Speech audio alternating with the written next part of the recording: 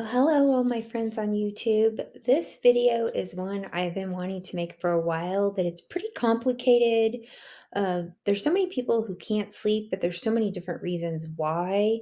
And you're really not going to be able to get that good sleep until you can figure out why and what is going on with you personally. Okay. So I'm going to give you some ideas and tips, but you got to really dig deep and see what is going on with you and why you're not sleeping. So listen to this video and see if any of these relate to you and maybe give some of these protocols a try. This is a difficult one for me in my office because, like I said, there could be so many different reasons why someone is not sleeping well. But I'm going to try to cover all the basics here, and hopefully, this will help some of you who are not sleeping well. So let's get started. I had my notes written down. So, the first reason, or not reason, but the first issue is sleep. There are some who are just not getting that deep sleep. So, they fall asleep quickly. They don't have a problem falling to sleep, but they wake up a lot at night. They're not getting that REM sleep, which is the very deep sleep where your body really goes in and heals and repairs. And so, causes of this one can be not limited to but could be all of these, none of these, but these are kind of the basic ones. So, not getting that deep sleep could be daytime anxiety. If you're anxious during the day often or feel really stressed, then you might wake up a lot during the night because that high cortisol is going to keep you waking up. And when you wake up too, your mind starts to race and you can't calm it down very well. You could also have a thiamine deficiency, which is vitamin B1. That can cause you to not get deep sleep. And also a magnesium deficiency. Thiamine and magnesium can also make it difficult to fall asleep. They can also make it difficult to stay asleep. And then if your body is under stress physically, because maybe you're over exercising or you're overdoing it at work or something's going on where your body's not able to relax very well. And also, people don't get deep sleep because they're having to get up and urinate often. Okay, so that can be another big problem because they're constantly being jolted out of sleep to have to use the restroom. Okay, so some help with that, and we'll get more into the urinating often a little bit later because usually that's a prostate issue, bladder issues, obviously, you're getting older, whatever. So if you have daytime stress, here are some things that could possibly help you, and some of them you may have to test out, like I said, to see what works for you. GABA lozenges is a very simple one. You just place a lozenge under your tongue 1 to 3 times daily. You want to do that earlier in the day because it helps with that daytime stress or anxiety to calm you down and so you can sleep better at night. And I'll put some pictures at the end of these supplements for you. So just wait till the end and I'll show all the supplements. So Gabacom is just a basic one that you could try, and it's pretty cheap, inexpensive. L-theanine can be very helpful too. You can take that during the day if you're feeling a lot of anxiety or stress. You can also take it in a blend at night with chamomile and a little bit of melatonin. I think it's just 1 milligram.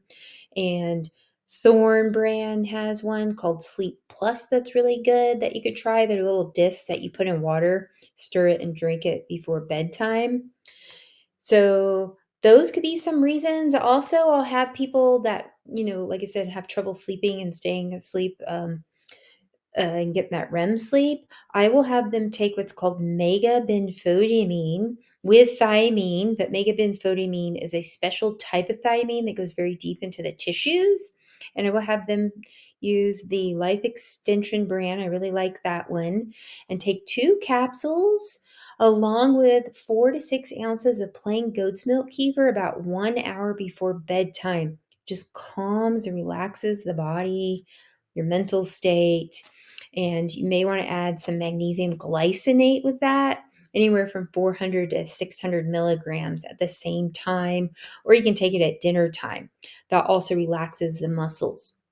And people who are low in magnesium often have trouble sleeping, or they'll get restless leg or cramps at night, or even headaches. Okay. So the next one is you're not able to fall asleep well. You go to bed and you feel tired, but you lay down and you cannot go to sleep. It's just, oh my gosh, your mind won't shut off. You can't relax. Your body just won't let you go to sleep. Your brain, something's going on, right? Okay. So for those who have trouble falling asleep, um, causes could be you have too much on your plate, right? Or you have high stress during the day and you can't bring it down at night. You can't calm down. And your brain could be inflamed too. A lot of people inflame their brains. Why do you think so many people get Alzheimer's and dementia? Because you could be low in omega-3 and you're eating too many seed oils and trans fats. Your brain is inflamed. You could be low in B vitamins, and that can also inflame the brain. Or you just really have a poor diet. Obviously, that's going to inflame the entire body. And then if you have high cortisol, there's some things that can help. One is called calcium D-glucarate. It helps pull out high cortisol from stress. It's also found in small amounts in organic dark leafy greens and apples and oranges. And then a few other ones that are helpful. There's one by Integrative Therapeutics called Lavella. WS1265, and they are therapeutic grade lavender tablets, or gel tabs, I should say. And you just pop one in your mouth at bedtime. I actually take that at night, and it really just calms me and puts me into a really nice deep sleep. And then I take that with CBN. These are THC edibles, little gummies. And the sleep ones are called CBN. So I'll take Lavella with CBN. Now, there's some states where it's not legal. Here it is legal where I live, and that is very helpful. I only take them at bedtime with my Lavella, and it brings me into a wonderful deep sleep. You can also try Honokial, which is from magnolia extract. This is more for those who have inflamed brains, like bipolar, pre-dementia, Alzheimer's, chronic stress in their brain, and they just can't shut it down. And it's also from magnolia extract, which is a tree. This one's much more expensive. It's close to $100 for a bottle of it. You'll want to take 2 capsules at bedtime, and it can calm down that brain inflammation. And oftentimes, if you take L-tryptophan during the day, like 1 or 2 capsules during the day and 1 in the evening with the Honokial, it can also help your brain relax and fall into that nice sleep. So even if you have brain tumor, take Honokial, okay? Let's see what else. A lot of people, other causes of not sleeping, sleep apnea, that seems to be rampant today. Everyone has sleep apnea. There's a reason for that. We're going to come back to it. Other causes are certain medications. If you're taking antidepressant medications called SSRIs, well, guess what? Most of them, almost all of them, deplete your melatonin, your natural sleep hormone that you make when the sun goes down and gets dark. We make melatonin to make us sleepy. But if you're taking antidepressants during the day, you're going to deplete your melatonin. So then you're going to be more stressed because you can't sleep.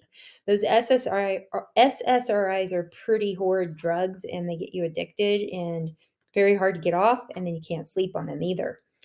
So you want to take some melatonin, anywhere from 2 to 5 milligrams.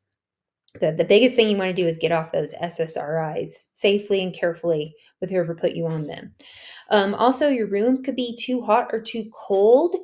The body actually likes pretty cool temperatures, not freezing, but cool. It doesn't like hot.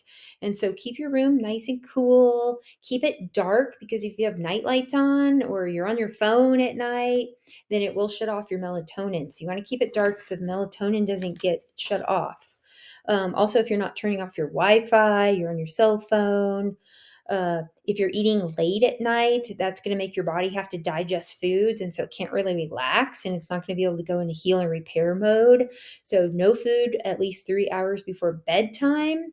And those who don't have any structure, they're just living chaotically. They don't have any routine or structure in their life, and they're going to bed at different times. They're doing all this crazy stuff in their life.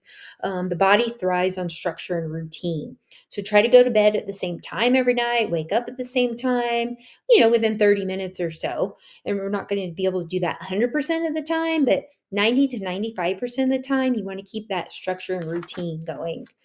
Some people are in chronic pain, and that's where some of the THC edibles can help, or the lavender that can help to relax the body, magnesium.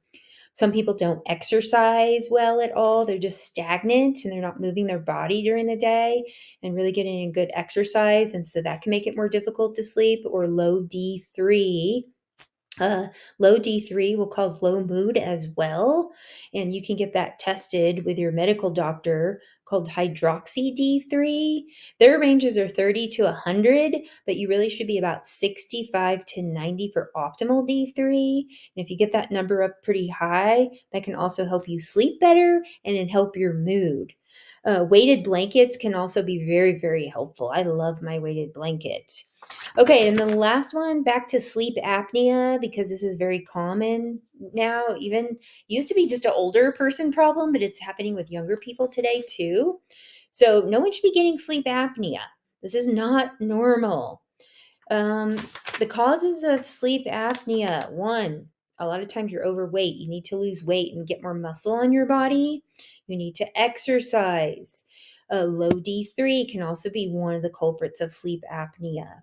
Low fiber, so you need to increase your fiber in your diet. Eat more veggies and fruits with skin, and chia seeds and flax. Garden of Life raw fiber is great.